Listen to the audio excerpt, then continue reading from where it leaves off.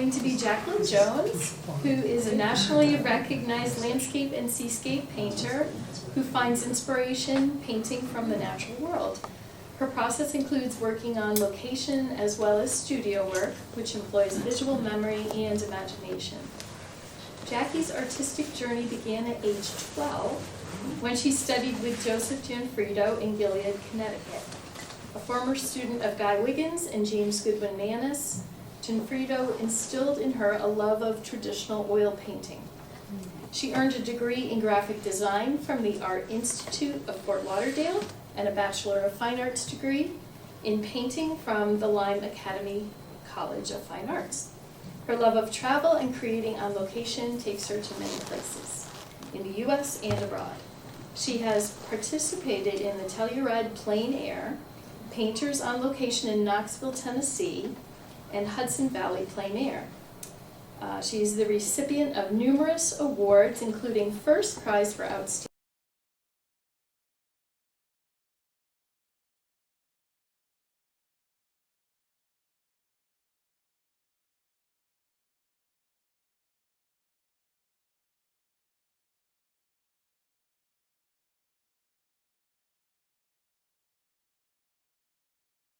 work at the Salmagundi Club in New York City.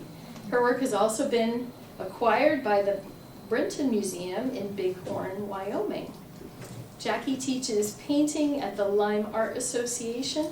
Her professional memberships include the American Women Artists, American Society of Marine Artists Signature Member, North Shore Art Association, Oil Painters of America, Catherine Lorillard Wolf Art Club, Rockport Art Association, and the Salmagundi Club in New York City. She's represented by Bayview Gallery in Brunswick, Maine, the gallery at, is it Somes Sound? Mm-hmm. In Mount Desert, Maine, and Folly Cove Fine Art in Rockport, Mass. So you can view her work online, www.jacquelinejones.com, and you'd like to welcome Jacqueline.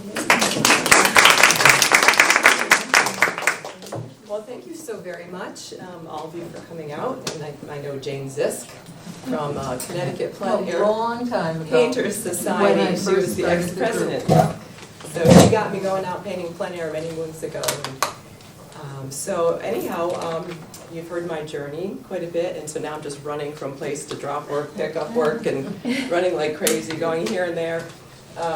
So I won't take up too much time.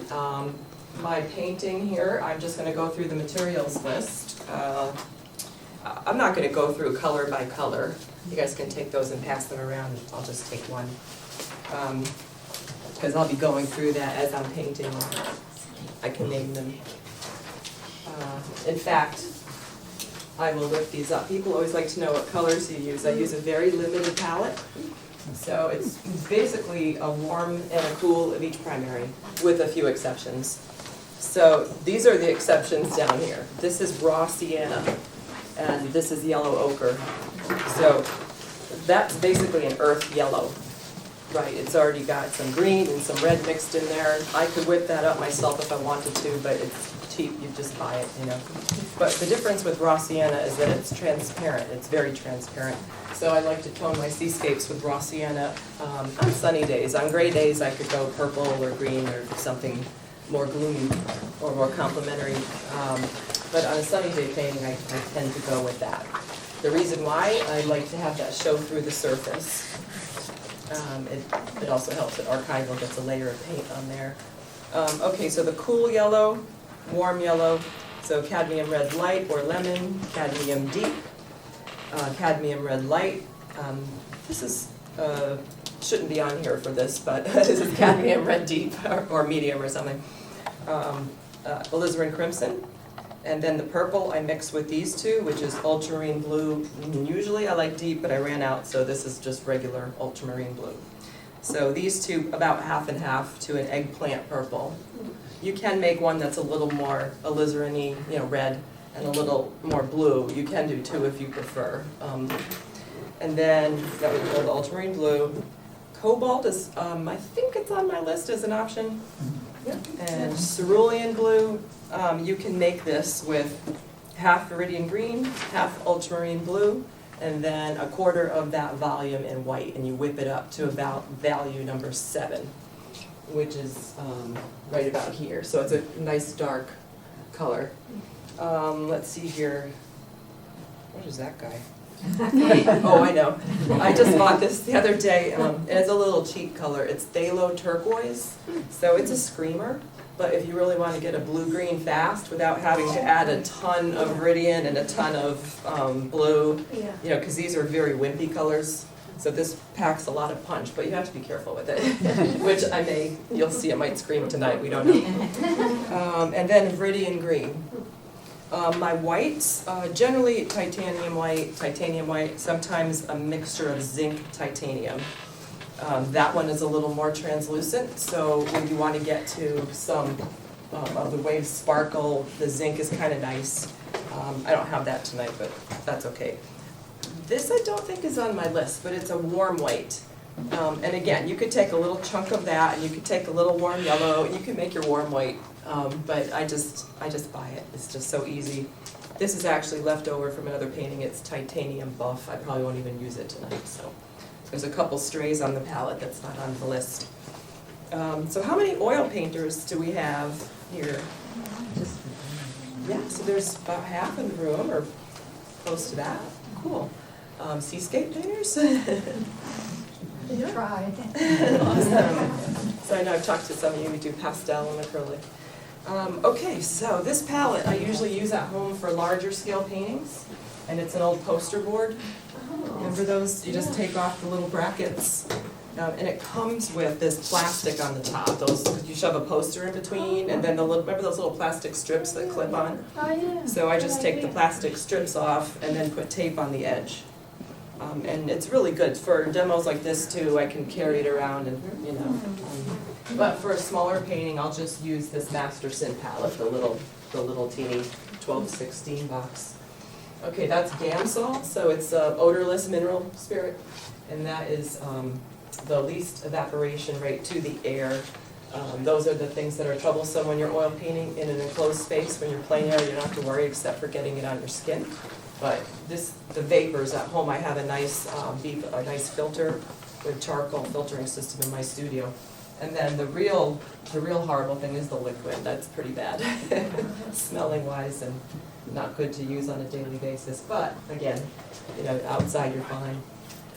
All right, so I usually start, you know, I tone it with raw sienna, and then some of you probably saw me take this rag and then really dry it off, right? Because I want it dry. I don't want that picking up into the first layer of paint and being too wet. So it's really just a tone. This little rag, I call it my magic eraser. So if I just took a mark and, you know, plopped it on here, you just, you know, erase it right off, because it has that tone on it still. Because if you took a plain one and dipped it in turp, it'd be all white. So that's my little magic eraser thing. So as far as when I started painting, I always think of the tic-tac-toe grid that's in your camera, right? That's the easiest way. You don't have to do that Fibonacci thing and all that, you know, drawing the diagonal and dropping the right angle. And no, never again. So like these key points, I always think of, I would say Gladys Knight in the Pips. So you have to have a main star. So for me, this is going to be my Gladys, right? I just really am interested in this cave going into the barrel, and these little threads, lacings going up into the barrel there. That would be like a second pip, and you know, then probably in other spots I'll show a little interest, like the water break between this blue section and this white foam. That's a good spot to put that right on that 2/3, right? So this is going to have this barrel going in. Right, and then the big danger on this is you're halfway. So whenever I put my canvas onto an easel, this tells me it's half, you know, this little metal thing in the middle. Right, so it's kind of like that bullseye, you know, somewhere around there, maybe it's down there, but you want to stay away from putting something dead center, unless you balance it well. You can always do that too. So, you know, I like to just start out drawing, and I take just the Gamsol, and I'm just using the consistency of like, I guess it's sort of like a cooking oil or something like that, not too thin. So I'll just start with, this first line. Oops, and this guy's actually over here more. So,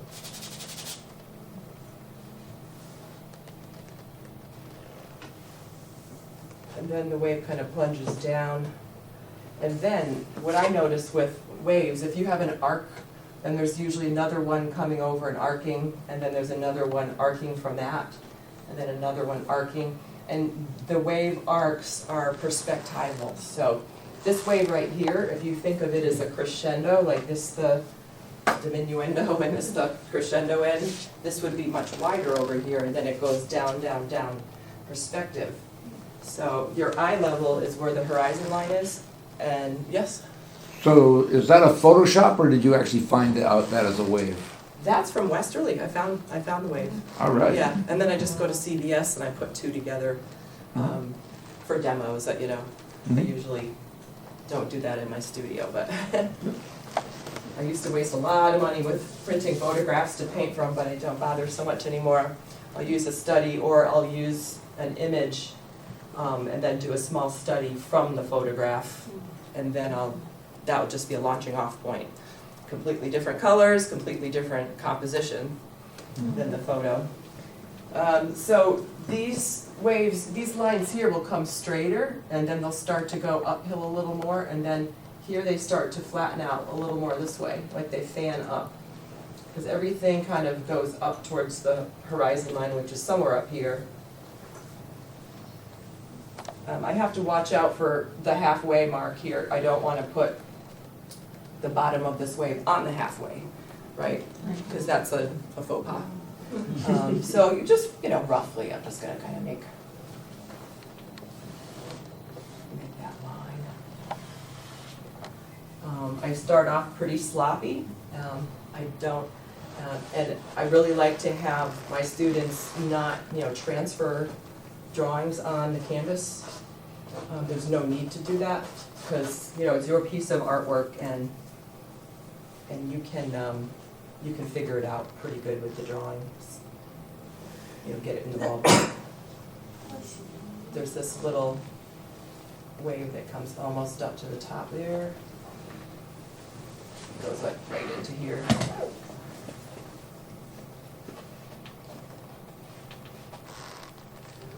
This is a strange little shape. Let me mix up a little bit more of this color. Whatever color I tone the canvas with, I kind of just draw with something like it a little bit darker,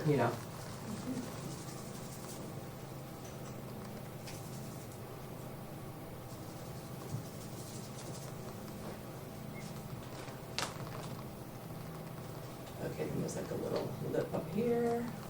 This one goes down, and this one goes up, and then down, and then up, and then down. And then they all just kind of shoot. They start to rise up again, so there's like a little sway back there, and they all start to rise up again that way.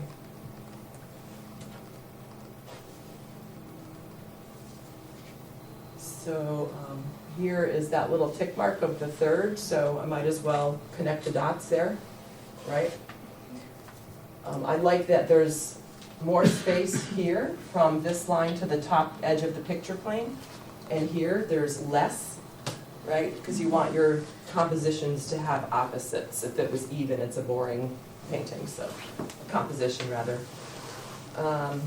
Okay, so from here, I know a lot of painters will come in with their painting already drawn in, but I kind of like to stress that you really don't have to be that careful. Just, generally. This is like a trapezoidal shape here. It's a little odd. And then there's all these lacings that go down, and I'll just kind of draw a few. And those two, these are higher up the barrel, then they start to lay down. So then they start to go more this way, and then more this way. How many of you start off a painting like this, kind of loose? Yay! I love it. It's freeing, you know, it's the fun part of the painting to me is the blocking. Okay, so these what do you call these guys here, the splash, the foam,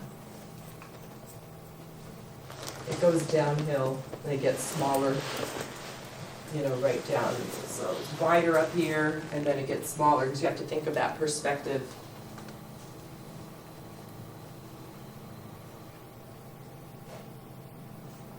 And then there's a bunch of this white that will connect all the way up into this area. And this will overlap. Overlap is a way that you can get depth. So this foam is in front of this barrel, so it's in front of it, so then this line will be up higher. This is on a slight angle this way. So let's see, right about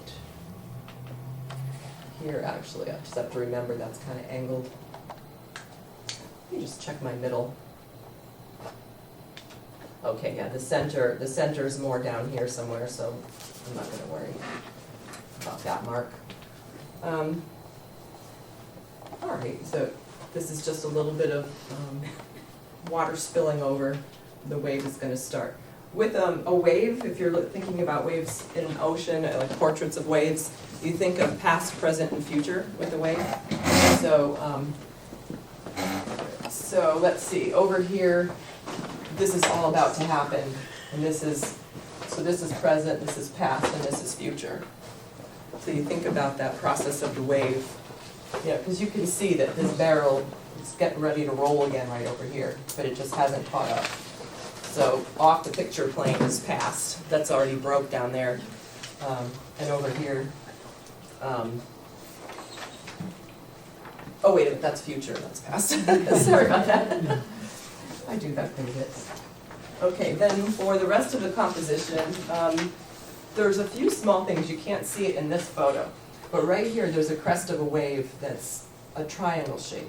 So it's going down, down, down like that. So that leaves this little shape a triangle, right? And so then I broke the composition up here. This is sort of a little triangle, you know, and then here you can see the blue pattern here, that's also a little triangle. Repeating shapes, even though they're subliminal, they can help cement a design. So this foam pattern, you know, just, it kind of sways into here.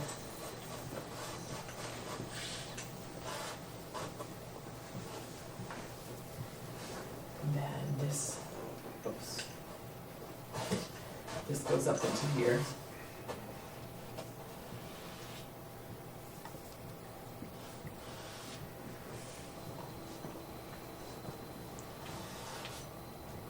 So then, you know, this shape is going to be smaller than the sky. You know, that's not sky, it's actually ocean.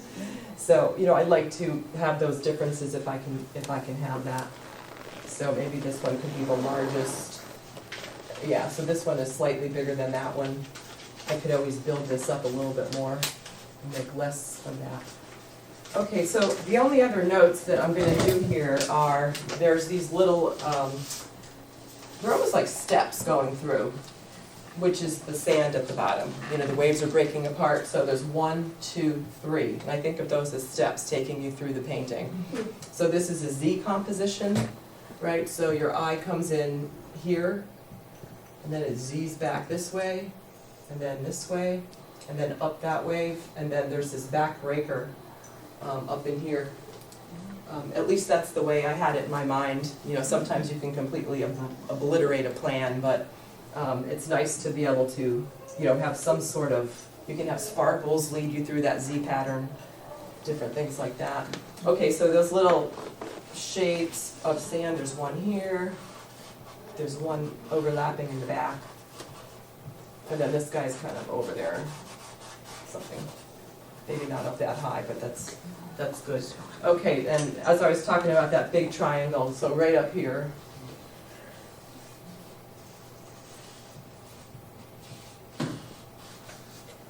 So now the sky, or the ocean, is again broken up in more shapes, so that's more interesting. And then this will come forward more. Okay, so I go darks to lights. So I'll go with this big brush, and I'm gonna mix up, let's see, I'll take some ultramarine blue. You know, for this, the purple that's underneath there, I'd like to have a nice dark blue. The opposite of blue on the color wheel is like a red. So that will desaturate that red. So that's be purple. And it could be too dark.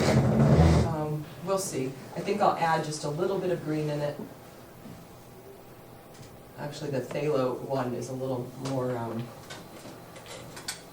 okay, start with bigger brushes when you're working with bigger shapes, and it's the consistency of like a cooking oil. If you put too much turpentine in at this stage, you break the binder down of your paint, and it's not even doing its job anymore. So you want to have that where it's not too thick. It has to be like a cooking oil consistency. And then when I have that cooking oil consistency, I like to spread it so it's not on here soaking wet. Do you know what I'm saying?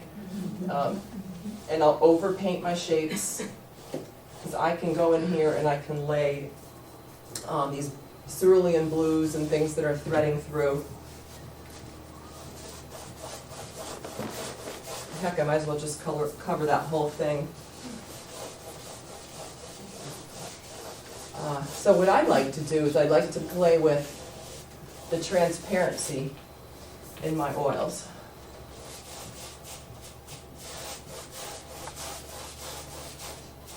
So you can see the streaks of the brush. You know, sometimes you obliterate that when you're working with it, but if you can keep some of that.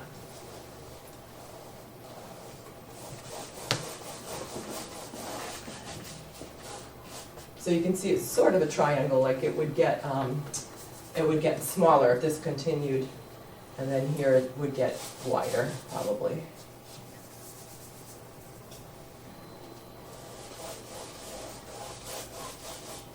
The block-ins are fun. It's a fun stage of the painting, because you can, you know, I've got this in my way, but you, and then this, if I really wail on it, it's probably gonna fall over, so I have to be a little careful here.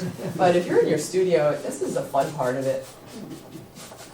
It's when you're putting on those details at the end that you can sometimes, you know, struggle with, oh, what should I put here? Okay, so that's that dark. And then behind it, so I'm gonna add ceruleans into there. So when you have a warmer color, cools recede and warms come forward, right? So this follows the color wheel, right? So right here is the color wheel. So when you paint, just think of the color spectrum, and you really can't go too wrong.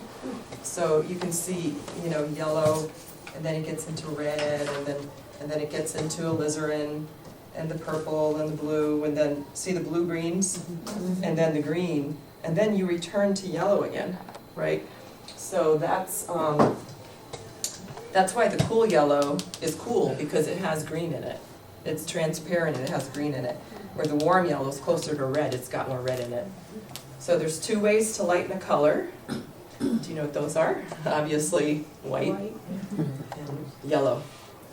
And this lemon yellow is so wimpy that you can kick the heat back into, you know, usually white and yellow.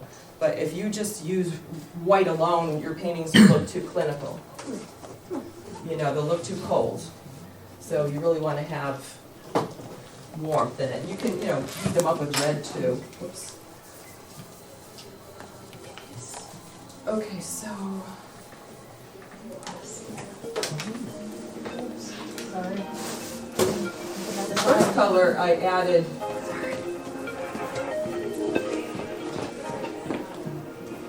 I added a little red to it, but this one I'm going to add alizarin instead, which is that winey color, and then just a little bit more of that green. So, actually, it should be a little lighter, and just get a couple real dark. Sometimes those passages, it gets too sheer, right? So just make sure you have some good strong darks, so when we go in with the other color. All right, so the sun is up here, so you always want to think of where the sun is.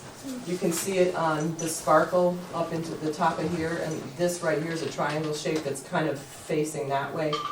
The shadows on that side, and in here the shadows are over here. So in the way back, we're just going to add just a little bit of white.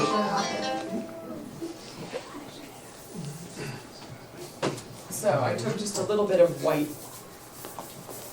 So this could be the color in the background, the upper. Because what happens is when the wave starts to rise up like this, its back is to the sun, right? So it's going to be pretty dark. As it starts to flatten out, then you're going to pick up the sky color, the ceruleans in the sky if it's a sunny day. But back here, it's going to be more of that cerulean blue, in this case at least. So let's see if I can get this color where I want it. I'll add just a nick of the cool yellow. So how are we doing for time? How much time, can someone give me a halfway mark when we're on the halfway? So I am 15 minutes in or so. Yeah, we have time. Yeah.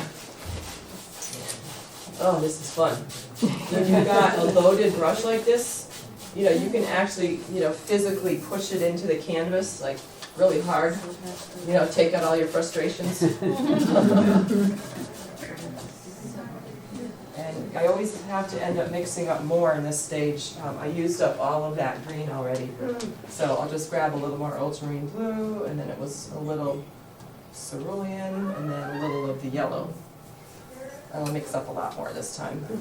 And even ochre, it's just an earth yellow. So as it comes closer to the sun, right, if the sun's up here, I can get this a little warmer. So it's nice to have a transition on this side and this side, cooler or warmer.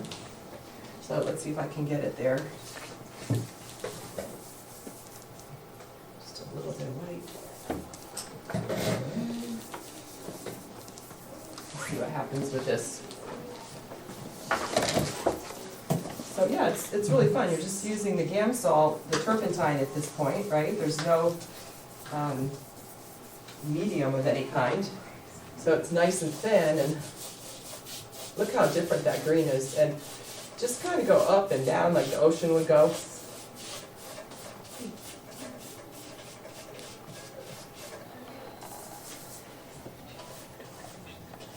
There'll be little sparkles up in, I'll just leave a little bit of that yellow to indicate that there's a few riding up on that crest.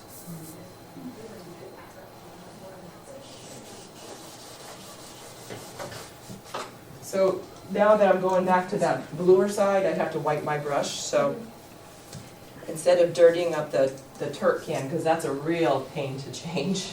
That's the one thing we hate as oil painters. It gets gunk at the bottom like sludge. So, I just like to dip it in instead of shaking it and then taking most of it out in the rag. And, that's sufficient enough. And so I'm just going back to that bluer side. And I think I had a little purple in there.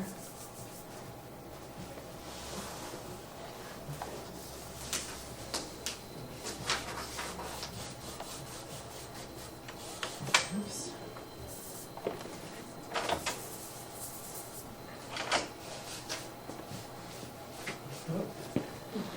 Need a little more green. That's where that phthalo turquoise comes in handy, because the Viridian, it just won't do anything to change your color. And you can really get a quick punch with the phthalos. I took a class from Catherine Simmons years ago, and I was using manganese blue. And that's another invasive color. And boy, did I paint some screamers back then.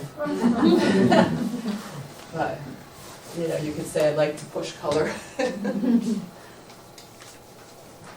Okay, so then you just look around your painting and say, what's the next color squinting? So it could be like underneath the seafoam, this blue, these colors, they're all kind of around the same. I would say that's the next dark. So under the barrel here, as it is in the shadow at the bottom. It's usually the darkest, and it kind of goes in a band. You know, then as you get up to this band, it gets a little bit lighter, and then lighter and lighter as you come up.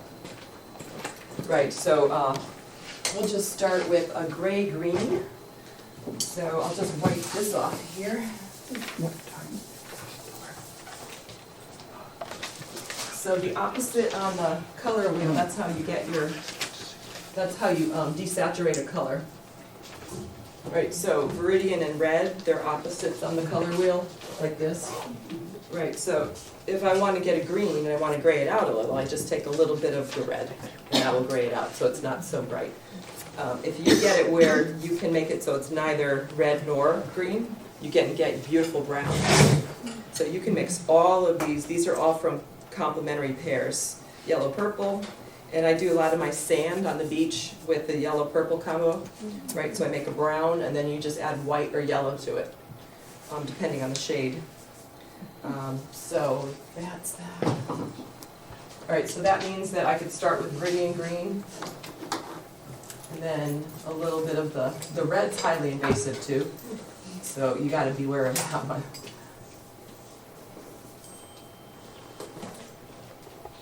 I would imagine the acrylic painters who deal with the same thing, right?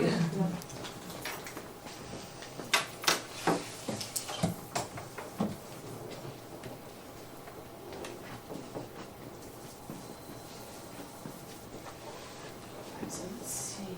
All right, that I think I like over here.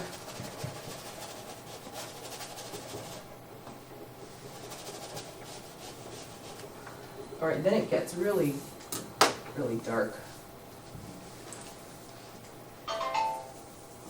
So I added a little bit of that phthalo turquoise to the red and green batch that I just made. I can add a nick of purple to that to get the value darker. So purple and green, see, it's mixing with the yellow tone on the back of the canvas, so it means I have to add a little bit more purple to that to overcome that.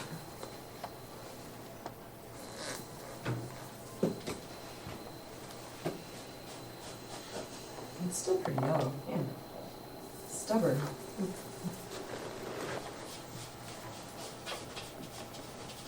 So I know that some of these lacings are going to lace through, but I'd rather paint under first, and then I can always wipe out a trail with a rag, right? But it's kind of good to have this underneath.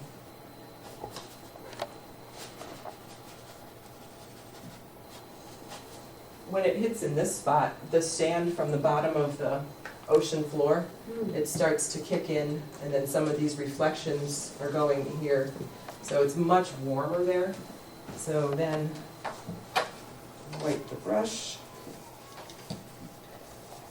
I have a nice, what do they call this stuff, art guard on my hands. I used to wear gloves all the time, but it works pretty good. So if you see me getting paint on me, I should be protected, okay? Okay, so that nice color down there, it's, you know, the viridian green, then probably a little alizarin crimson, then a little bit of ochre, back to alizarin. Maybe a little more yellow. I can tell once I get it. So you see I'm trying to get like a winey color red, but it's also got green in it. So it's very tricky because if you go too far, you completely neutralize it and you'll have like a brown. So I just want to see how this is going to react with the yellow that's underneath, if it's close to what I'm looking for.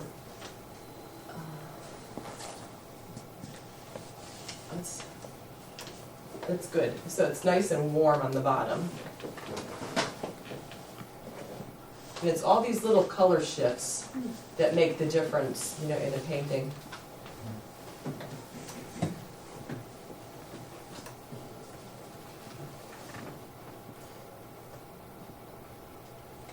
Okay, and then I want to use a little bit of that in this area. So I'm just going to add a little bit of white to that same batch. whenever you add white to a color, you know, it cools it off pretty quickly. So you just need to kick the heat back in. So I need to get the value lighter, so I add the white, but then I have to get the heat back in, so, you know, try a little, whoops, and that darn alizarin is super invasive, so we'll try again. I'll go back with the white.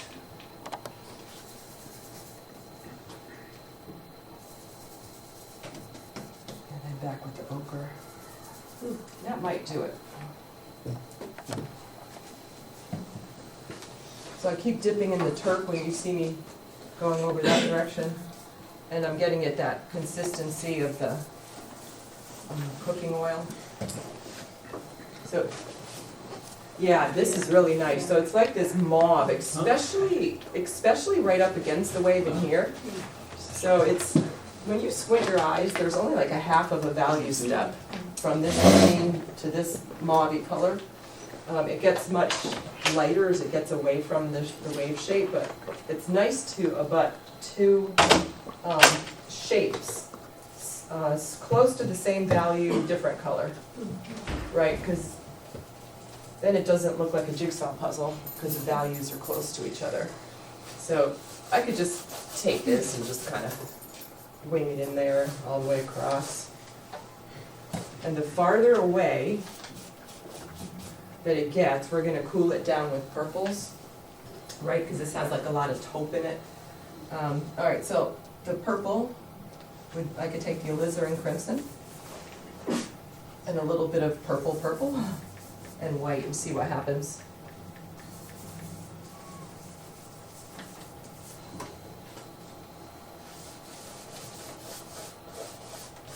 Not a whole heck of a lot. Let's go a little lighter and do that again.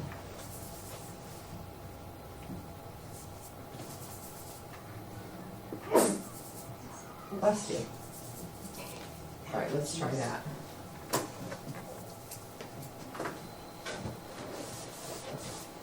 That little stinker. All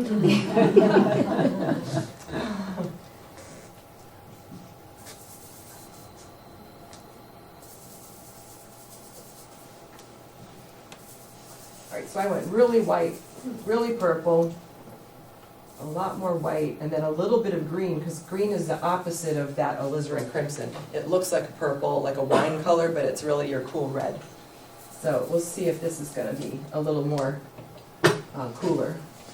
Because when things get farther away from you, they get cooler, sometimes lighter. It's not a little bit more alizarin in there.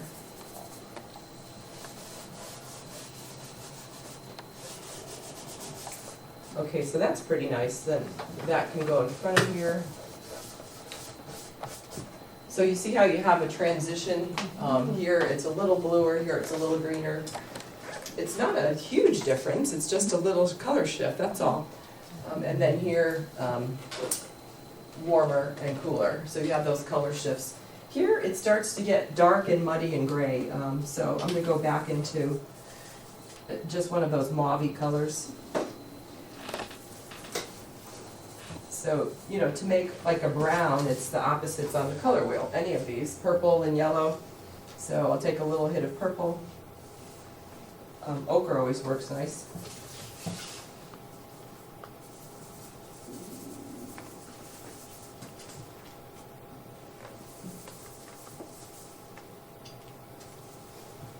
Okay, so back to, no, we want that a little cooler, so I'm adding a little blue to that. That will darken it and cool it off. That's good right there.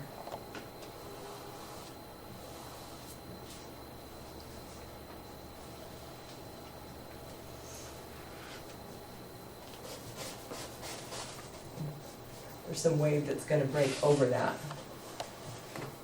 On top of this dark strip on this side, there's some green. So again, it's that banding. We're down where it's away from the light, it's darker, and then it gets lighter and lighter as it goes up towards the light. So we're going to have to go back to Viridian green And we can take the opposite on the color wheel. I could go with alizarin crimson, that's the cool red.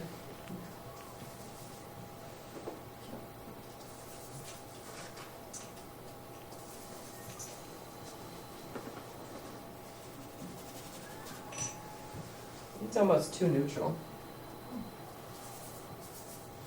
Try some of that phthalo to give it a little life. That's a little better. And spreading it out, you can see the color more.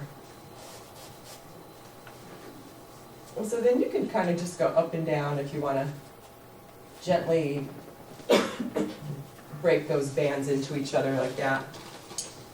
Okay, so next colors, I think I'll do the inside of that cave there. So we'll go with some smooth greens. And a little bit of white. Hope I'm not blocking you guys.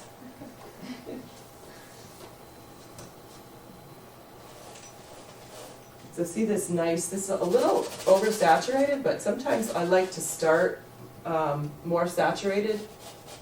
So you know what I mean when I say saturated, that's like straight out of the tube without adding opposite of the color wheel to it. But, because it's almost easier to get these sheer transparent colors like stained glass window, it feels more like water. And then later if you want to nick them down, you can drag other colors over them later. So, so then as we go up, it starts to neutralize, it's a strange color, it's this mauvey gray. I think I'll add just a little bit more of this in here. Oops, go around. So again, that mauve that I was just trying to get, I might be able to utilize that after all, as long as it's light enough.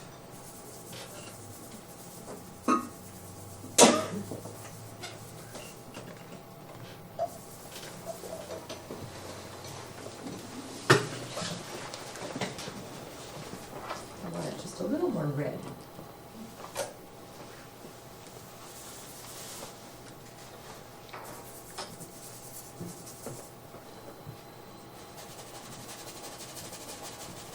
Kind of shake it in there. It starts to get all aerated up in there, and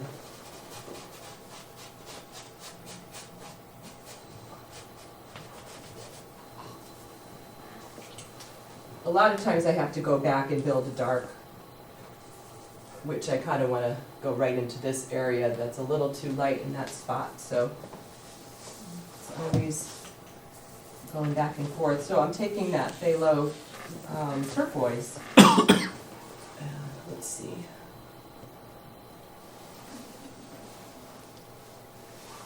That's kind of nice, I like that. And then I have to gently, so I use almost watercolor techniques when I do the beginnings of my oils. So you can see I'm just kind of blending colors together, right? And it's still very thin. So I'd like to get the thick paint on later, but I like it to have the feel of water, so it's got transparency. And you know, you just keep playing with it because you don't want to pull too much off. So it's kind of you kind of have to just keep fudging with it until it works pretty much. All right, so I'm going to start with like this pretty blue that's going through here. There's a lot of grays that are on top of that plane, but these blues are going to be bluer in the back, and then as they come forward, they're going to get green. So you can see some of these greens running through here. These greens and those greens, and here it's even purple, and then it's got some blue through it. All right, let's see. Got to really wash my brush for that one. There's phthalo turquoise on there. A lot of times I like to just wipe the palette or it gets crazy.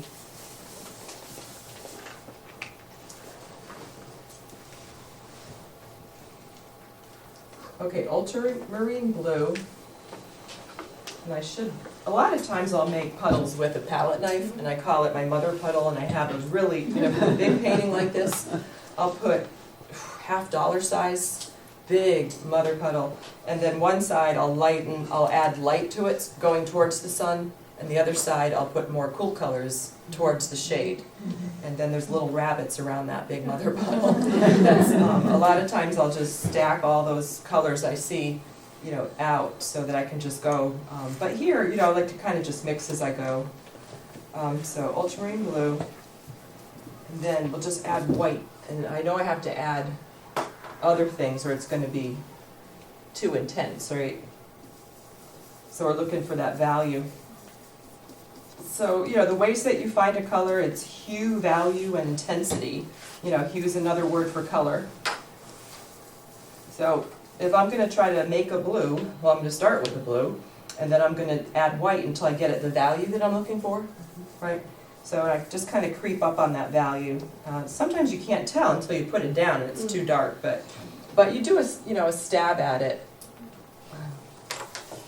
This is probably a number 5 value-wise, so you can kind of see I'm darker than a 5, and I might be too dark, but okay, so now I have this blue. It's going to be really intense, and if I put it on the yellow, it's going to turn green. So we'll put just a nick of the opposite on the color wheel. I'll take a little bit of red.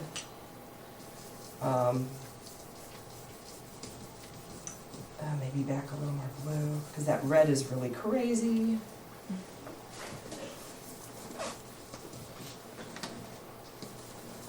All right, so we'll just test this one and see if this one is going to do it or not. So I start to paint what's underneath, and then the foam comes on top later.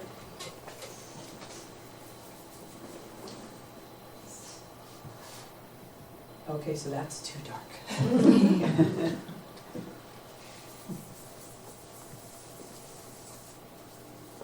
think I'll add a little bit of green because it just looks a little too cool. A little more white. Because remember, things in the background are going to be just a little bit lighter, and they'll have more blue in them.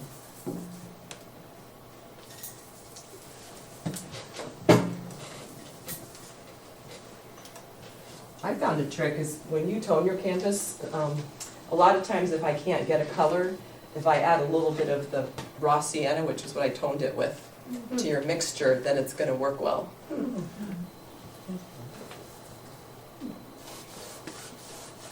little more green.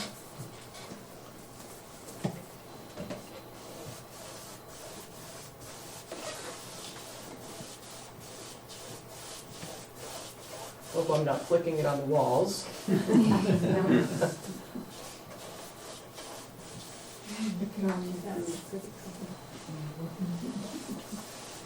So I overpaint the shapes.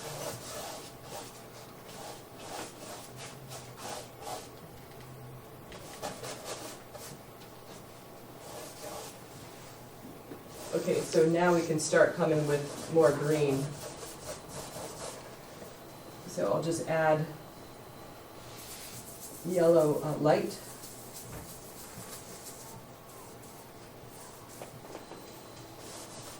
Yeah, that's a nice green right there.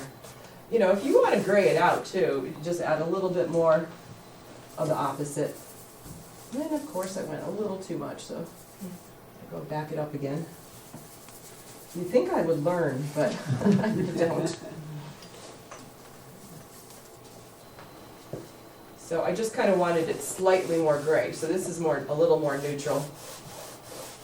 If you have everything singing with color, you might, it's just too boring.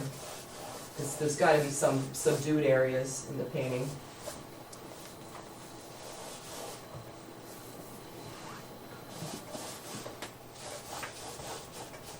Boy, it's fun to take a big brush and just cover that up.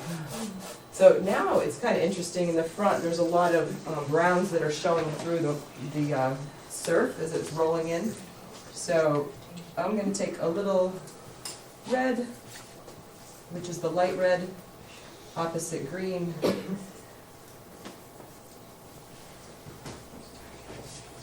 All right, so that took this really bright red and it made it quite dark. So yellow ochre, because we're wanting more of a brown.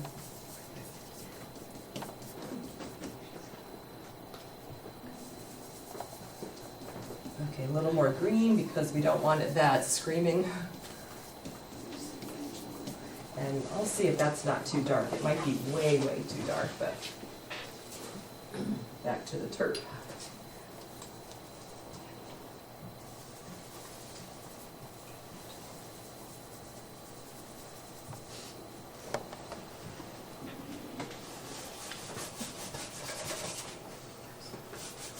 I could put some greens on top of that too.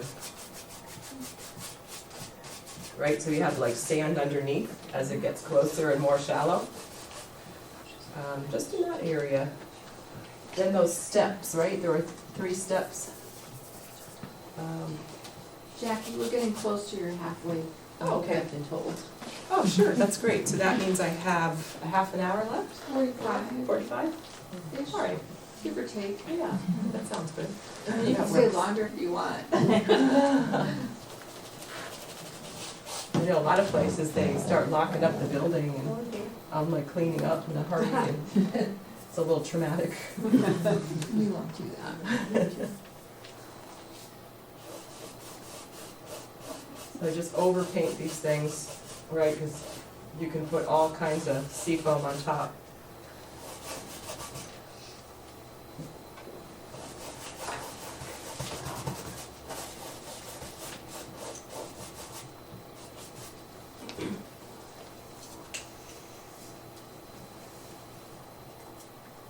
I like to jump around, so I'm gonna go up in here and put some of those greens.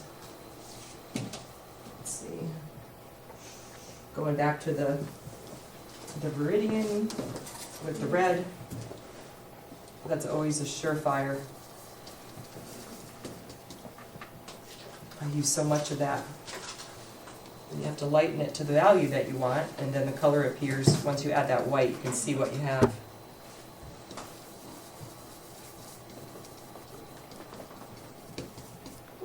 Might be too green, just a tad of red to get it gray. Okay, so I'll put that in.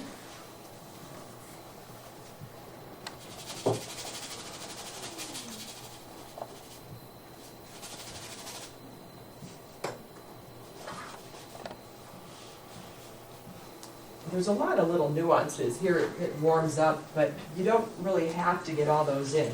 You just kind of want to block in all these shapes. What's this guy doing? Okay, then I'm on my brush. I was like, where else do I see this color?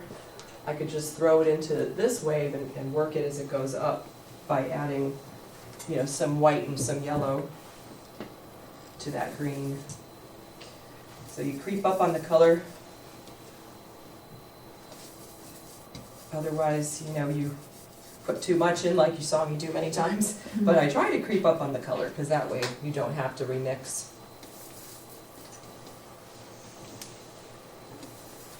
Creep up on the color and the value. Oops.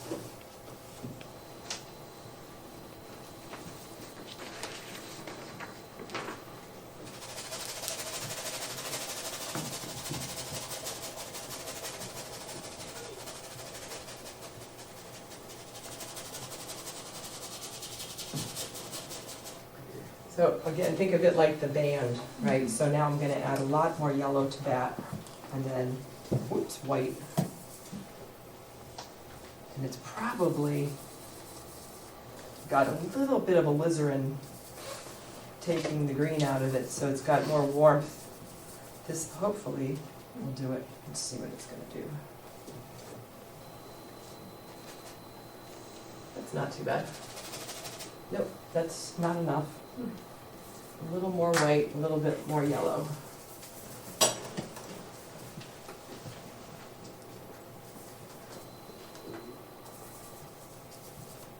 Always want to add just a nick of red to your green.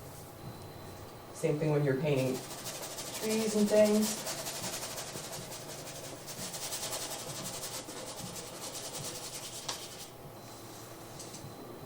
So I mean, a lot of times too, you can also wipe out.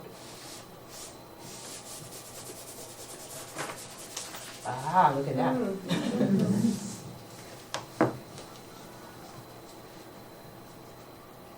then that just goes up into here somehow. Okay, the green's rolling over. That can be kind of fun. I think I have to go with a smaller brush. So I'll go with, I use flats, brights, and filberts. The brights are the ones that are square shape. Those are the workhorse of the brush, because they're square, you can really block in. I didn't use it today, I picked filbert, but the little short brights, if you're doing a big painting, those really work well. Okay, so this is a number 4 filbert. Oh, wow. Okay, sure. So first I'd like to put all these little threads going through. So I just took a little of the phthalo green and turquoise rather, and the viridian. So that's awful intense, so same thing, let's add a little bit of white. Looks like an electric green, that's kind of cool. Wow. Not wild, that's a phthalo. Kind of fun. Well, let me see what that's gonna do. Because again, you can always tone them down. Nope, that's a screamer. Go back to, the value's not too bad, it might be slightly dark, but again, I'm gonna paint over it, I'm gonna carve into it. So I always overpaint the shape, so I'm adding white, and then opposite on the color wheel, it's a little bit of the red. That's the CAD red light, and it's so invasive, sometimes I'll squiggle it over there. And then a little bit at a time, because it can be pretty rough.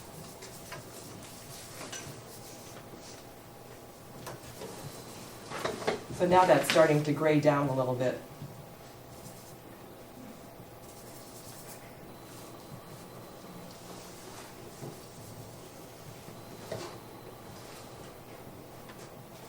Okay, so I can tell right from that I put too much turp in. You can see how it's almost dripping off.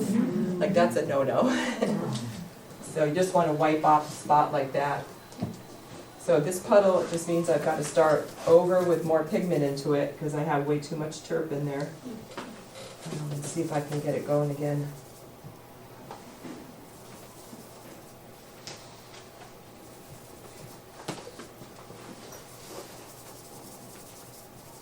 Would it be easier to work with a white palette instead of a color palette? Not for me. I mean, there are some painters, oil painters, that do like to do that. But I would say that the general number of them, I think, tone a canvas first, but. Yeah. No, I meant, you know. Oh, you mean with this? I meant your, yeah. No, because this is like a value 5, so that's in the middle of the value scale from a 1 meaning white and then a 9 meaning black. So if I know that that's roughly a 5, and also that gray matters stuff that I have here, that's a disposable palette paper that's Battleship Gray, value 5, right? So then I know everything to the right of a 5 is the light family, everything to the left is the shade family. It's the designation between the two, the shade and the light family. So if I have that color, and then I squint my eyes and I don't see my color, I know it's a 5, right?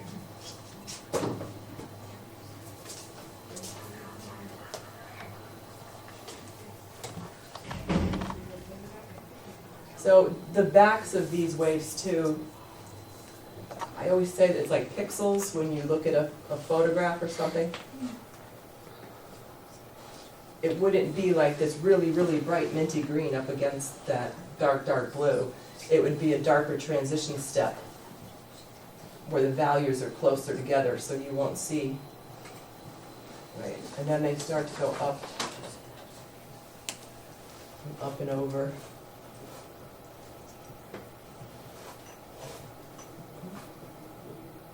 Still a little thin there.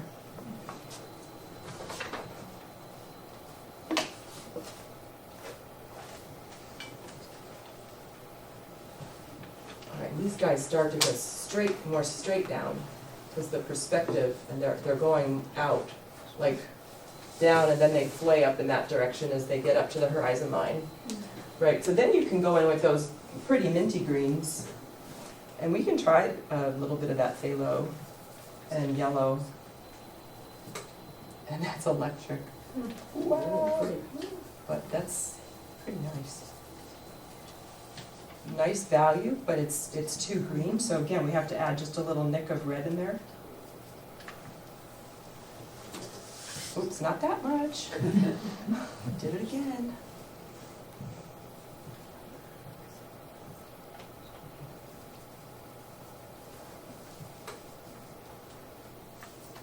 This stuff really kicks in the vibrancy fast. All right, we'll go back to the yellow to warm it up again.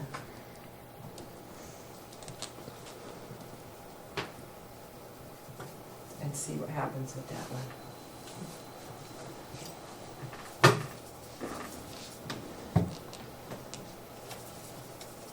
So I'm taking the brush and I go this way, then the other side and that side, so your brush is pretty even consistency with that cooking oil color.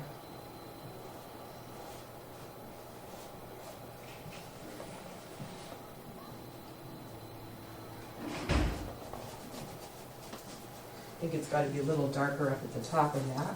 We'll just go into the other green.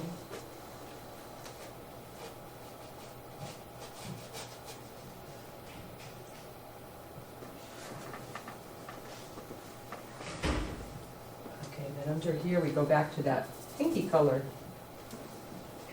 That brown that we made with blue and red. That's kind of tucked up into this area. It's just like a mauve green, actually. The combination of both of those colors. Because it's in the shadow, so it starts to get neutralized where you can't see the color because it's hiding out. It's hiding out underneath that wave crest.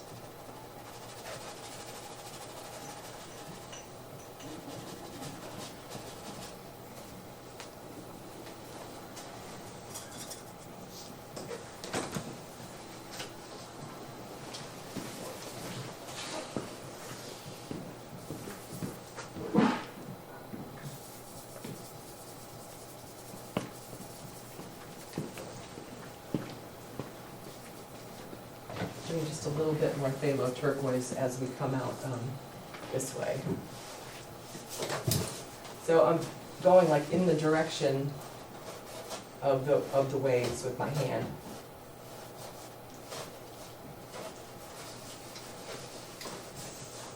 So you have to think of this too as a first pass, right? Because you're getting an averaging of all of these little tones and colors that are in there, but you're getting it all put in at this stage so that you can go and do all these little nuances later.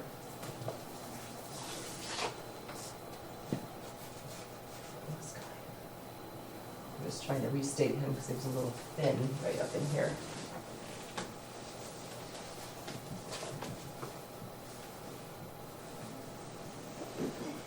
Okay.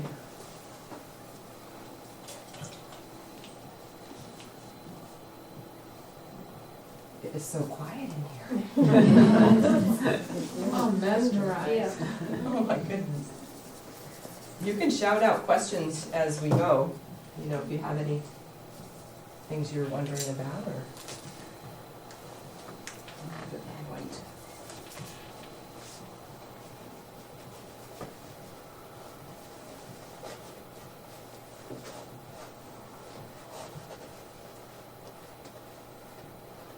So I'll be adding a lot more of those little lines, you know, that are rolling down later, but I'd like to put a dark down or a darker color and then overpaint it like you carve in with the lighter color on top of it. A little of that, and then also I like to overpaint with the brush too, like use both of those techniques if you can. All right, so this foam underneath here, the way I like to, I'm going to make some room here because I'm going to be using lighter colors for that wave foam splash, and I don't want to have anything on there that can contaminate the white. So.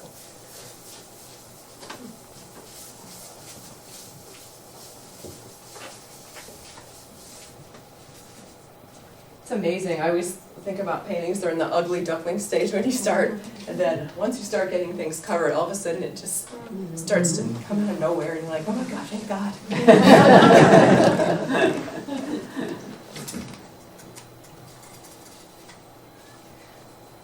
so a lot of times for clouds and for like the wave shadows, I'll take cerulean blue and a little alizarin crimson and white.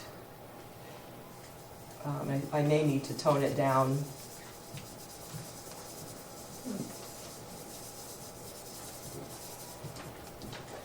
Have to look at these colors over here. They're darker at the base, right, because they're hiding in the shadows, and as they come up, they get lighter. And the light's up here, so a lot of times they're cooler on the left and then warmer on the right. But we'll just start. So it's like a nice silvery purple. See that color, how neutral it is? And it's like a little diamond shape. Kind of splashes in and overpaint the shape so you can go in there and carve into it. You're gonna have to go darker on the bottom.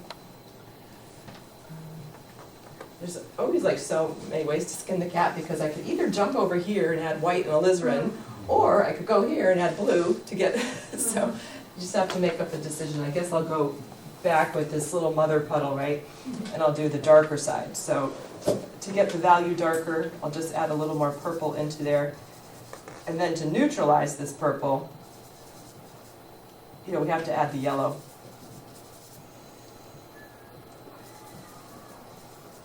And I'm gonna put a little more blue, so it's a more blue purple instead of an alizarin, and see if this color, a little bit of turf on there. So it goes right into here. I just kind of wiggle it. Wiggle it right in there. I could even add a little more blue closer to the bottom. So again, you can put these accents in later, if you say, oh, I really need to do this hit of this darker blue. But, at least you get the general idea going.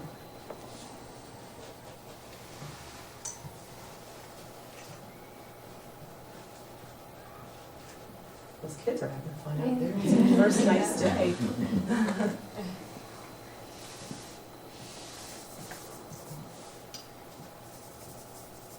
So now I took that blue and added a little alizarin, and I'm going over to here.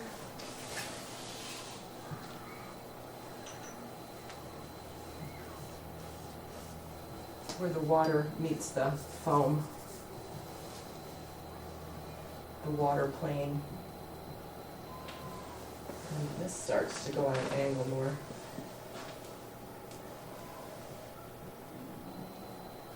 And then this actually goes up like this in here and then back out.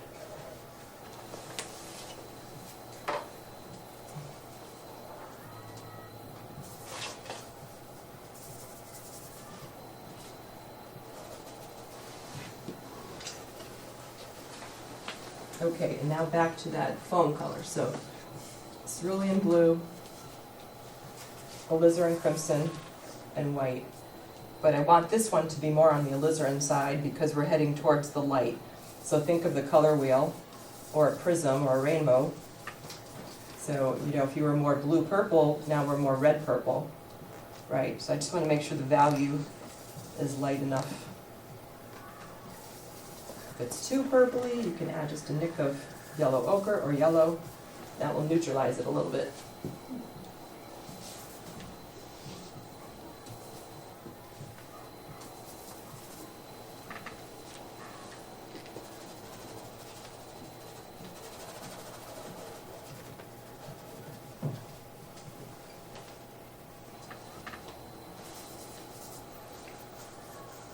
Now they get really lighter on the edges of them.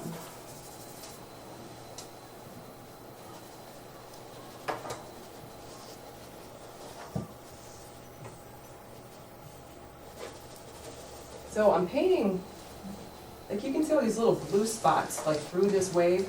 So I kind of paint what's behind it, and then I put the foam on top of it. And I have to go back and forth a few times, to get it right, but this color I think has a little more yellow in it. We'll go with that.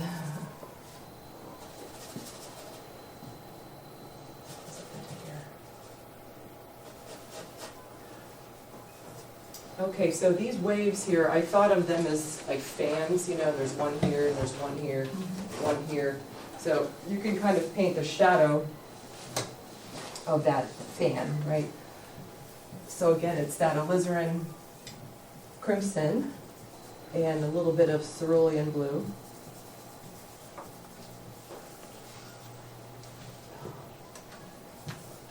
You see what's going to happen with that.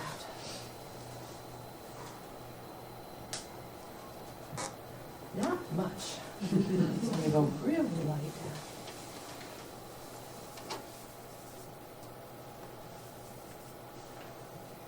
So I'm taking alizarin and a little yellow. Let's see if I can make a difference just to start getting a shape in on top of these fans. That's really alizarin down there.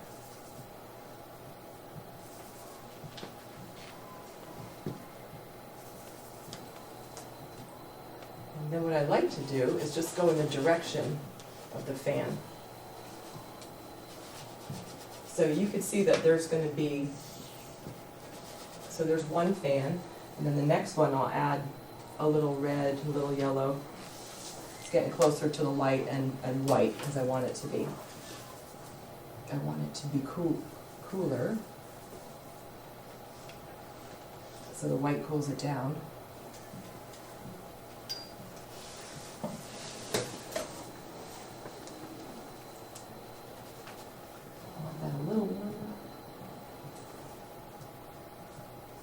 It's always a back and forth, and it's really just testing, you know, think about where the light's coming from. So there's this fan spraying off of this one.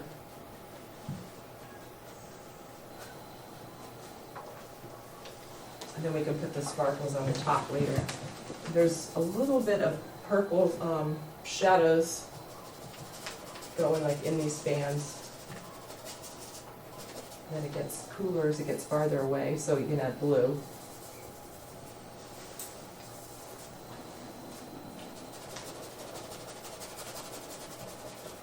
If you don't put down these little half steps, you know, it looks like a value number 1 or maybe a 2. The foam will not show up, you know, so you really have to have these nice gray blues, and you have to set the stage to be able to put all of the, oops, that's not coming off the brush, that means you need more medium.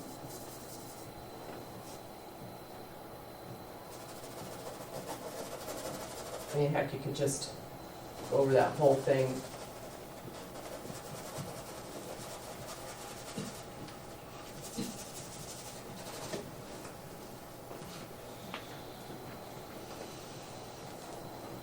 Okay, up into here, we've got these little trails of strange grays. So, to make a gray, I always like to do my Viridian green and my red. It makes such a good battleship gray color.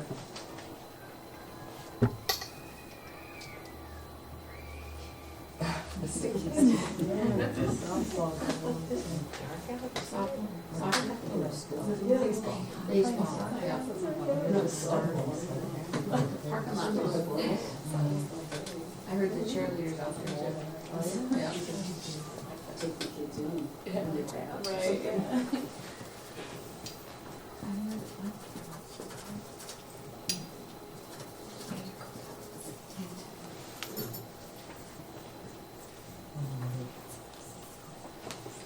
All right, so this is a neutral gray, so that's my transition step going up into that green that's above it. And it has these little eddies that just kind of roll into the green. And then you can easily put your light on top of that, but you have to have your little transitions there on the edges. So that is like between, that's what connects the value fields. So in a way, you can almost outline things.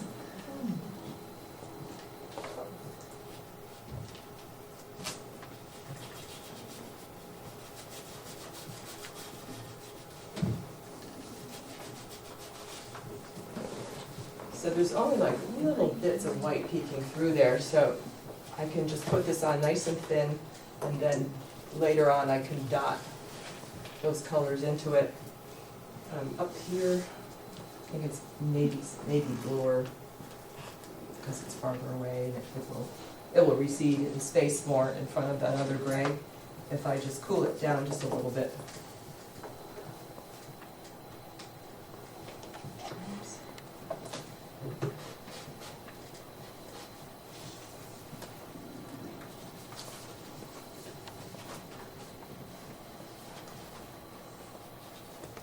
You guys hanging in there? Am I boring you? Back to my audience here. It's amazing to see how many different colors there are. Just in the thinking wave. that.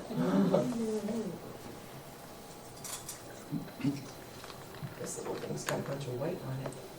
So I could take some of those greens that we were using, rather foam shadows, and just get these neutral blue grays. When it's not coming off the brush, add more turp. If you already have paint down, you can go into liquid or one of the mediums. Let's go just a little bluer.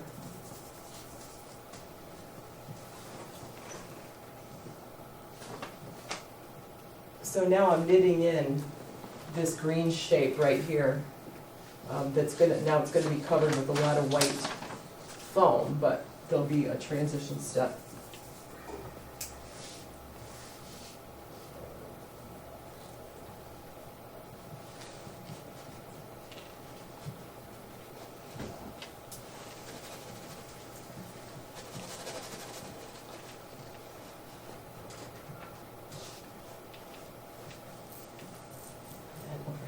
Go a little purple.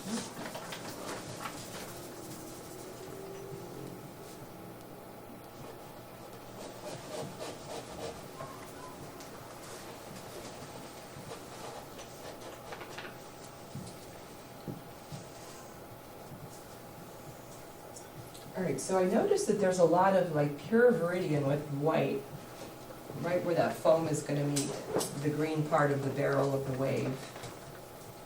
So this is just Viridian and white.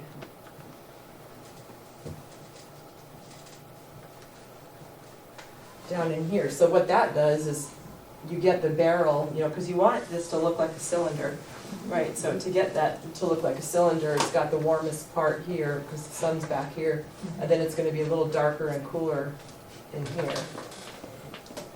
Right, so you have to try to get that form to turn.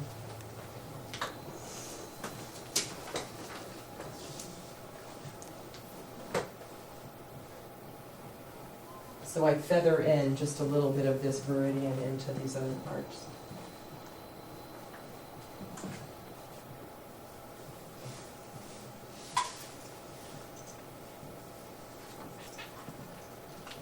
Okay, while that's setting up, we'll just start getting in some of this foam. So this is kind of a crazy fun part. It's a lot of gray, and I'm really painting the ocean floor. So I'll go with that same mixture of gray, the green, boy do I use a lot of Viridian, and the red. And I always do that. I always add too much red. Glad I have that phthalo now because that can quickly get you back.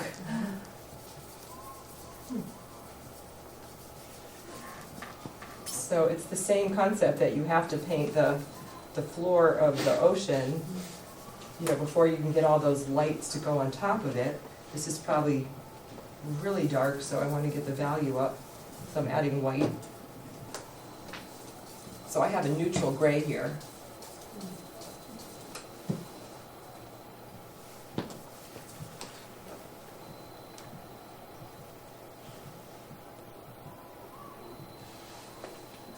Okay, that's got to be lighter.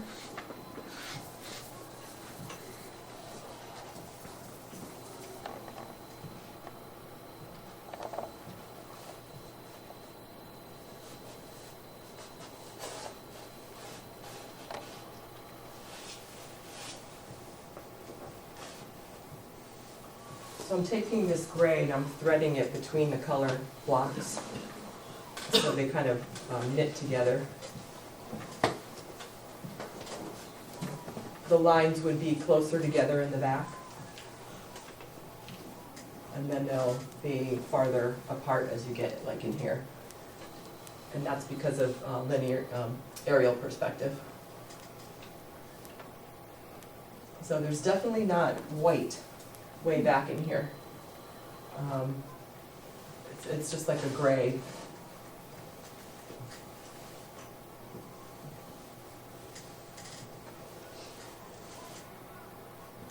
And that's got to be worked on.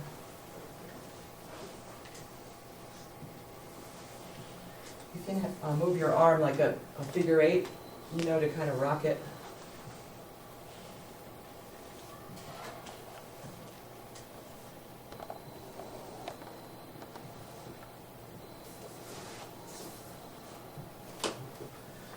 As it comes forward, it gets really taupey. So we'll go with yellow and red and purple. If you want the value a little darker, you have to add purple. That's like a number 9 value. And there's paint in the ferrule in this brush because it was loaded with other colors. So, you know, you have to really get that mixed up.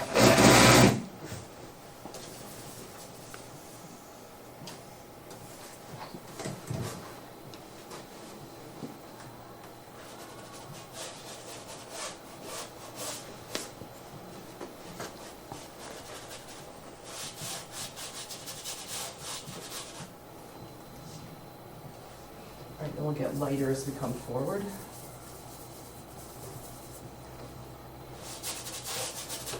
I'm going to add yellow to that because when you add white, the color cools down. And I want yellows come forward. So just warm that up a little bit. So I overpaint the shapes.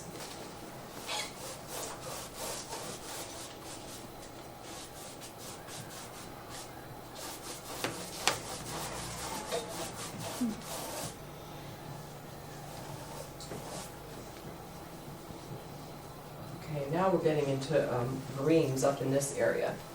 So I'm trying to just get a little paint off the brush. I could always switch to another brush, but it's doing the job okay so far. So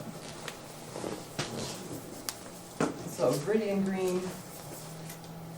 I ran out of yellow ochre. I have it over there, but I'll just add raw sienna because that's pretty similar. It's just really windy.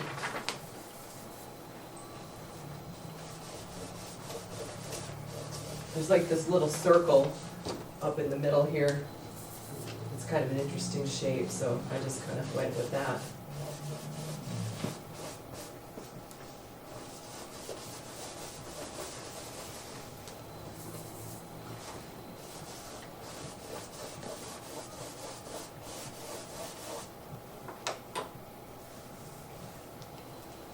Okay, then there's some blue greens right here.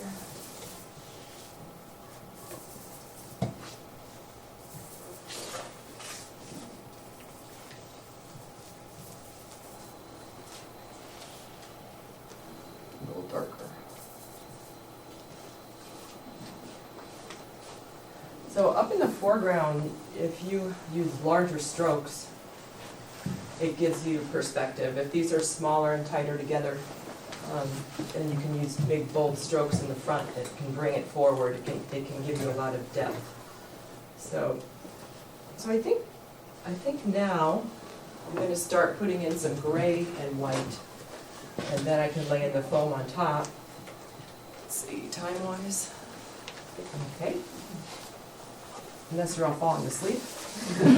Well, actually, I'm just wondering, when you're gonna do the foam, because I've seen it done both ways, are you gonna do the foam on the, sort of do it on the palette and then bring it across, or are you gonna mix it wet on wet? Both. I'm going to mix it on the palette and then put it on wet paint. Okay, Yep. yep. So again, I'm starting with that neutral gray, and it's just got to be a lot lighter in this case. Because we're going to be putting like white foam on top.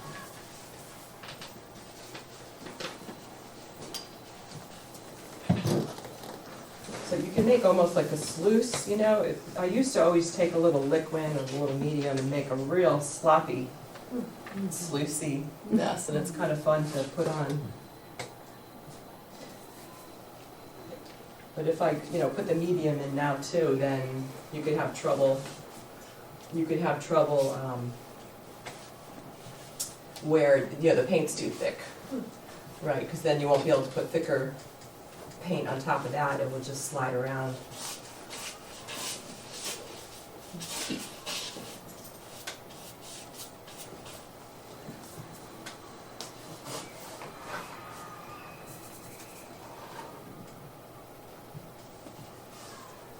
So I have to kind of blend in some of these little footprints, if you want to call them. So you can just drag wet paint on top of that. Tickle the edges up and down if you want. That's a nice motion to switch from all the horizontalness a lot of times, but I think for the most part I'll go, you know, what's the word here, horizontal. And then later when I'm starting to put finishing touches on, then I can take my brushes and start doing other techniques so that it's more interesting and to counteract.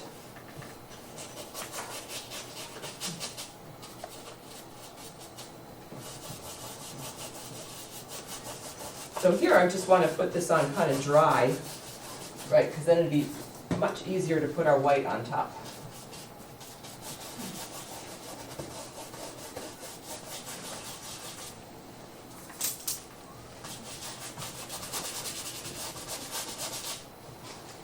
If I wanted to, I can make that a little warmer on the right side because we're closer to the sun on this side.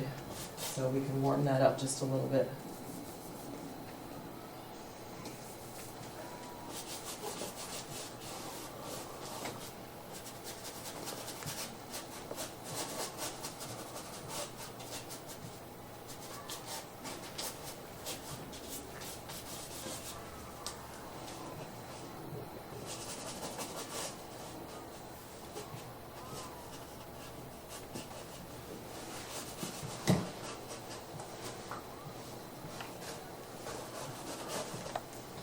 Okay.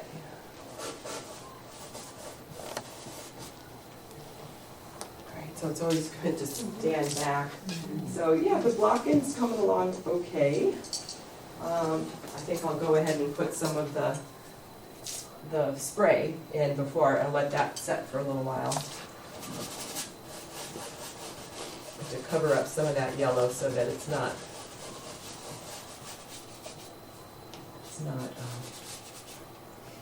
showing through too much.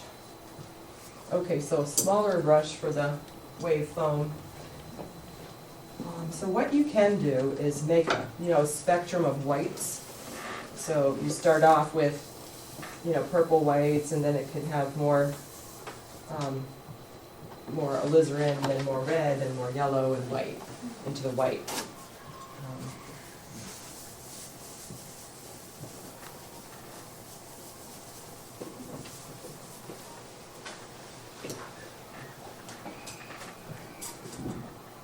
I'll start off with a bunch of white. So we'll go with just a little bit of the purple.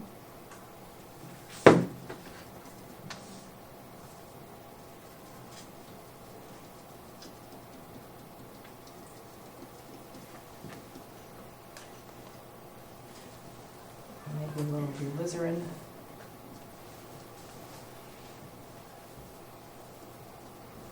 Can't really see it, but that's like a purple white, and this is a alizarin white. And then over here, you can leave your brush loaded. You can just add a little yellow. And just those three whites are fine.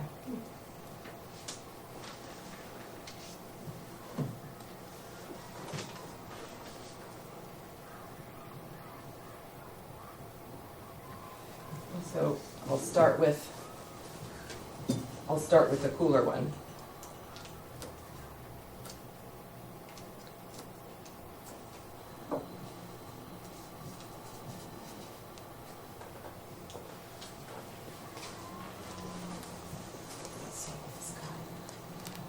Try a little liquid on there.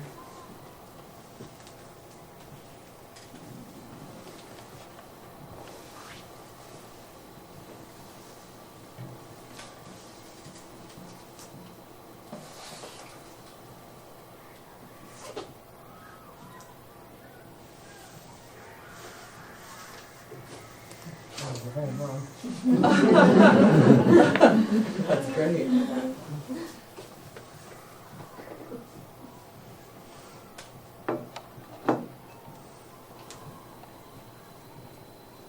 Grab a little liquid.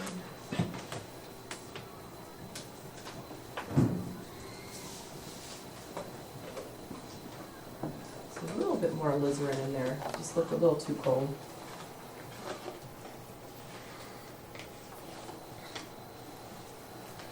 So you can kind of just pump it in like that. My brush is pretty loaded with thick paint.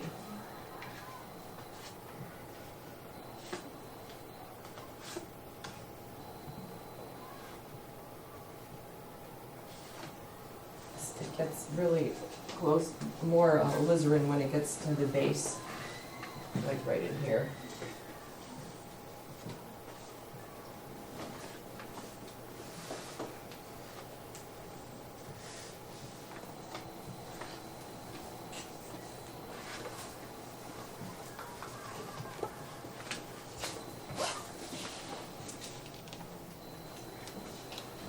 So my edges are pretty stiff right now, but you can manipulate that paint.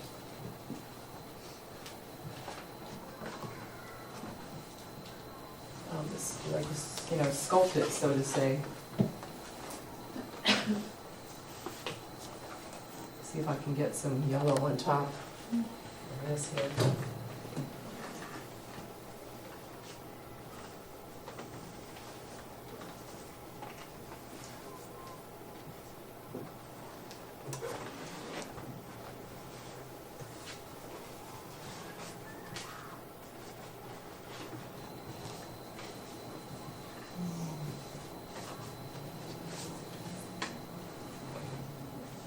I'm just trying to get a little deeper tone when it's closer to the bottom.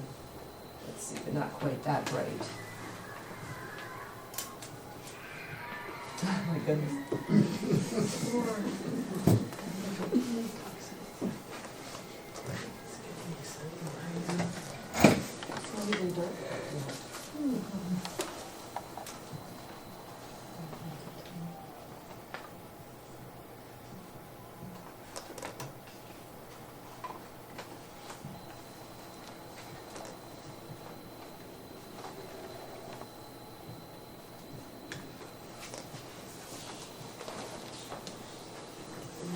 I can take Meridian and white. So again, it's really light. It's just tinted. It's a tint of it. And that I can splash up into here. Purples too look really good when you do that.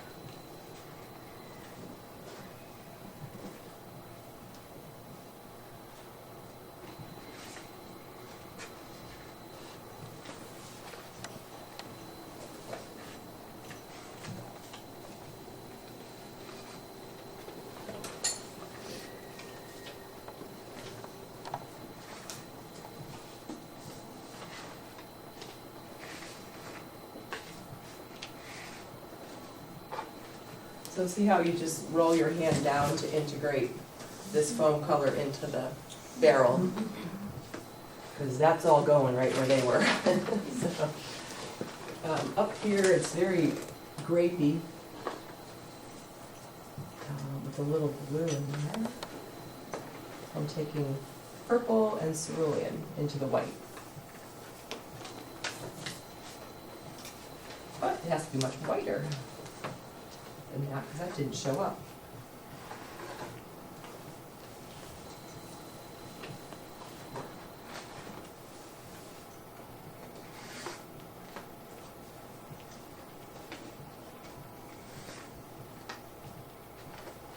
So I try to scumble and leave some of the paint that's underneath it showing through.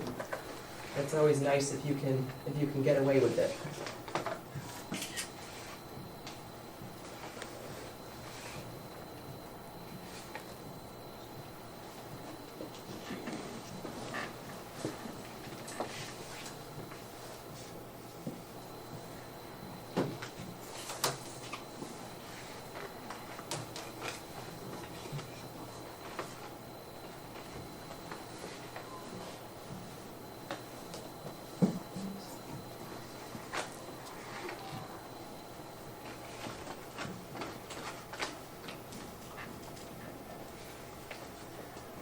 putting thicker paint on, but I really need a transition step between. So I have to go back with that ugly gray. So, as usual, it's the Meridian and red.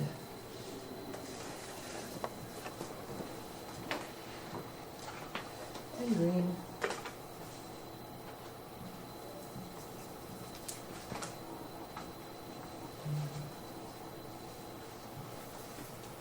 What I'm trying to do is behind this wave, there's a barrel that's going down like this in the back, but it's super light.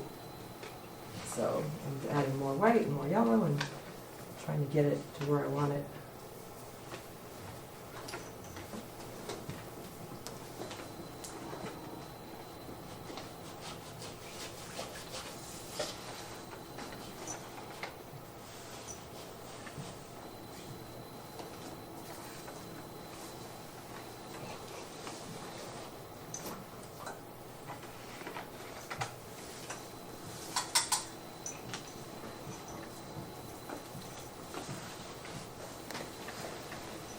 There's a real nondescript color here. It's really neutralized gray, so it's like rolling down and over.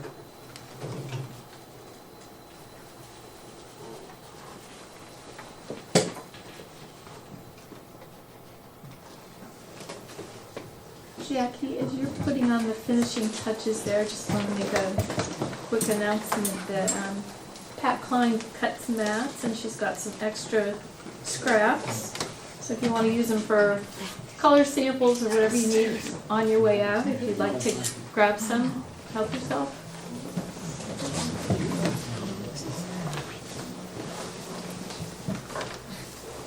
Okay, it looks like, I need to add a lot more wave on the top, because right up it goes into here, it's almost aerated water. So I'm gonna see if I can get that aerated water up there.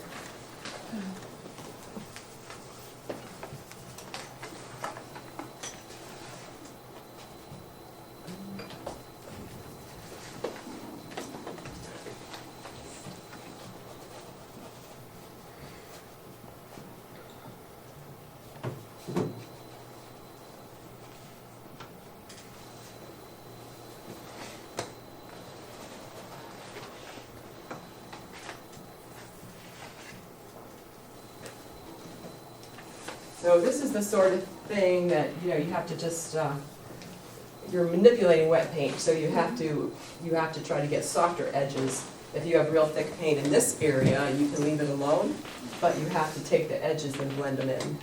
So it's kind of nice to have a little texture in your oil paintings if you can help it.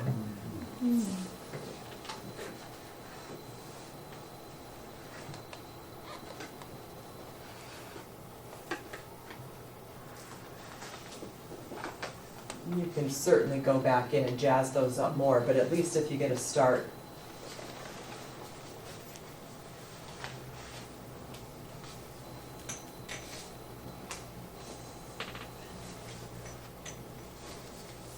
It's basically softening things up.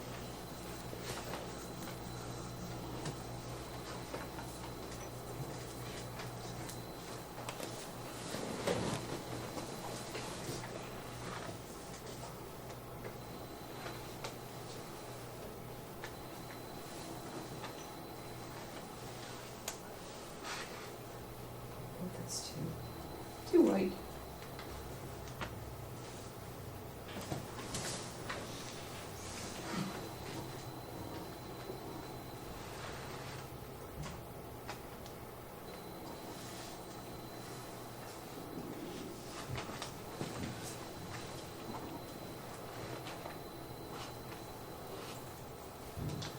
Just want to have the eye follow those dots, up in that Z pattern. And stagger these guys.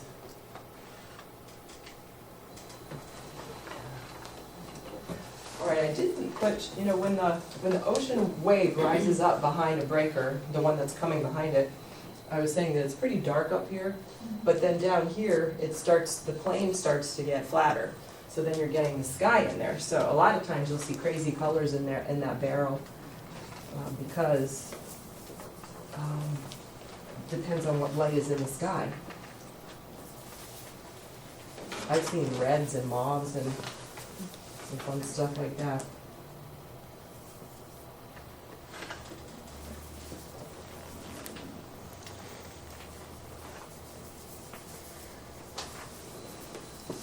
I never really knew the anatomy of a wave. You're describing so many different parts and pieces of, I mean, a barrel maybe I knew from maybe surfing or something, but Yeah.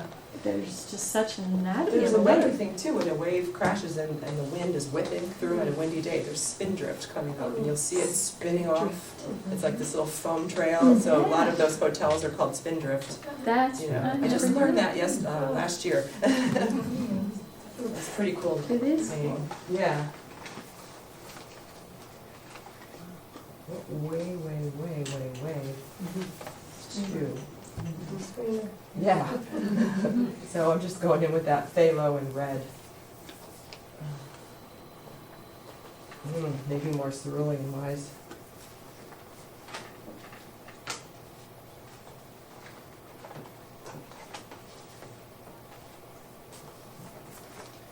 So this is a shovel load. When you have like super thick paint, you just go wham and plow it in. It's really fun. Kind of following that same horizontal going across.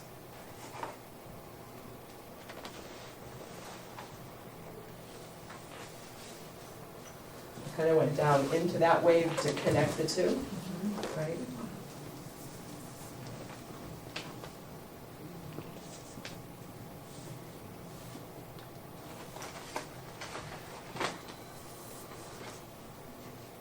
It's really a lot of fun. I hope you guys try it.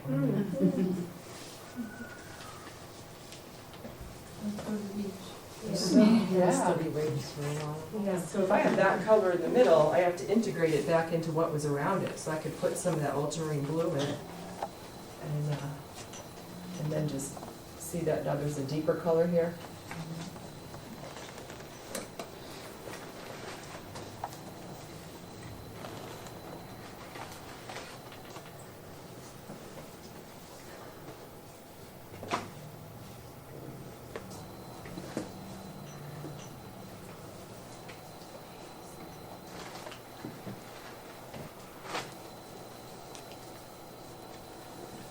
So, I mean, there's still a lot to do. This I can lay in some quick foam pattern to show you, but these trait lacings I haven't done, so I kind of feel like I want to show you those too. But I don't know time-wise. Are there different phases you have to wait for this to dry to a certain point before you can add in, or you just continue? Nope. So you can do alla prima as in one sitting, right, all at once. So you certainly can, but you have to have your paint thin enough underneath.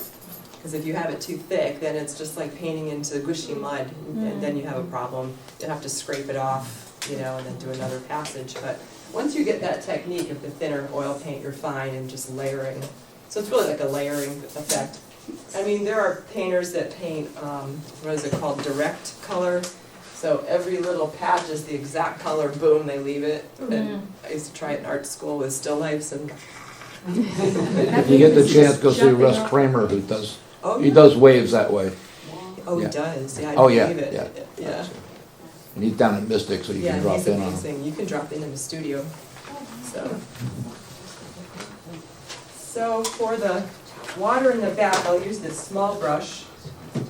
I would still, jazz up this water more, but I don't want to spend 20 minutes on that, and I can go on to this. So, again, it's that ugly gray, green, viridian, and red. If I use purple and yellow, it's just a little too warm. I'd rather use that for sand on a beach, like a taupe brown. And then the other one is the blue and the red. That's more of a chocolatey brown gray. So this one is really pretty nice.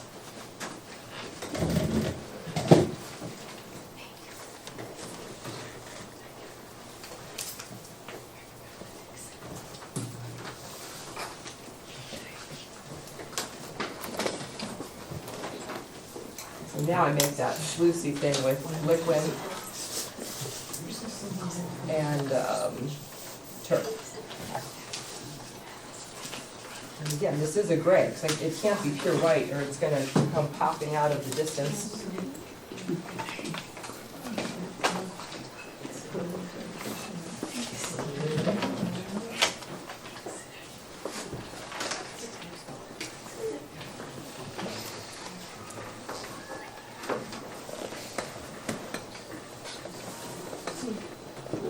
Always use your finger. If you get too thick, that works. I find if I make really thick lines with tree branches and things, I just go back and carve them out. Or I use this shaper tool. This is a really cool tool for scribing, and you know, you can do sgraffito on things like that, right? Or you could sign your name, you know, with that too. So, or you could you know, kind of shape lines. But so I have to go a little grayer for the back, because I can see that that was just popping out too much. Let's see if this will show up.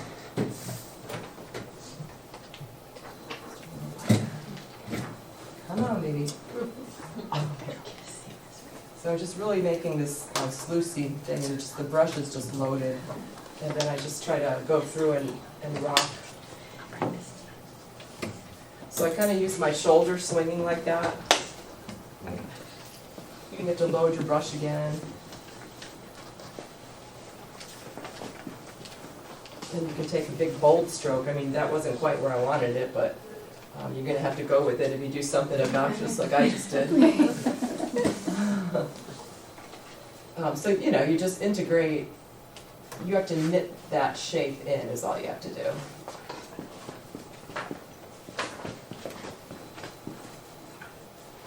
Try to leave the mark in the middle so they can see the brush hairs, and then just tickle the edges.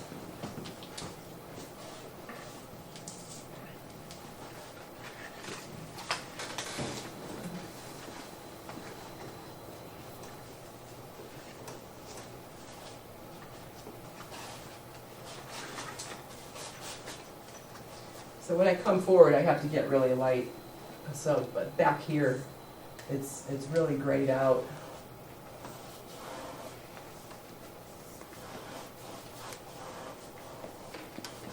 I think there was a little blue in that section.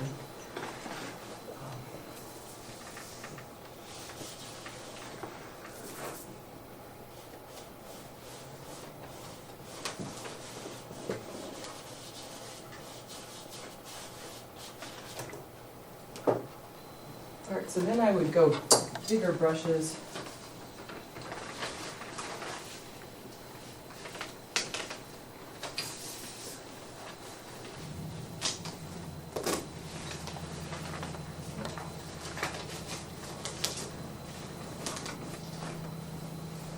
Man, is that fun to do that. You know, because you could see like all the medium in the paint is glossy compared to the turf, you know, because the turf is so dull and thin.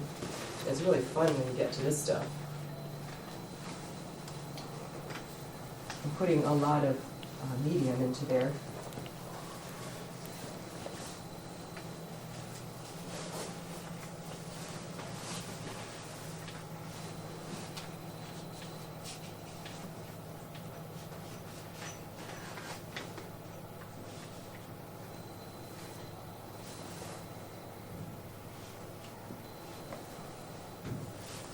Sometimes there's like a little, not a figure eight, but a little Z. I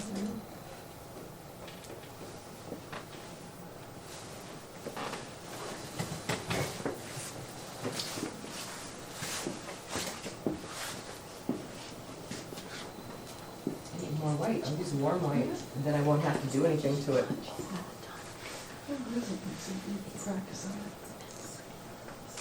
This white is a little obnoxious. I probably, oh, actually, it's not that bad. Once the things that are around it kind of mix in with it, you know, takes all of the intensity out of it.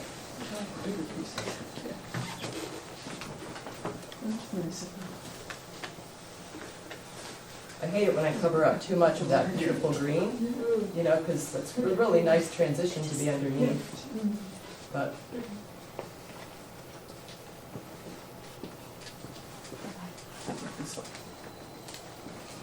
So these need transition steps too. You can see how they look really weird.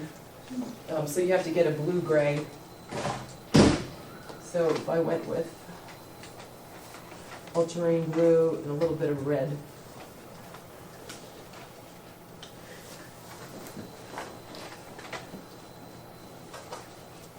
So there's like a little bit of a transition of, I could even put a little, let me say there's a little browner or something into it, but I don't have the brown mixed up.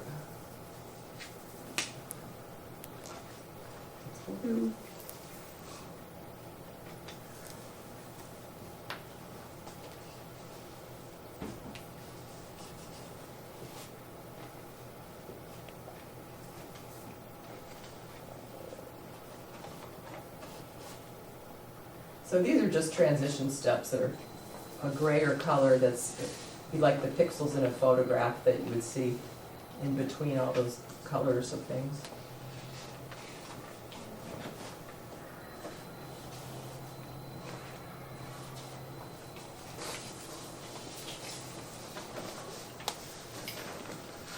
I can stop anytime. I know you guys probably want to get home, right?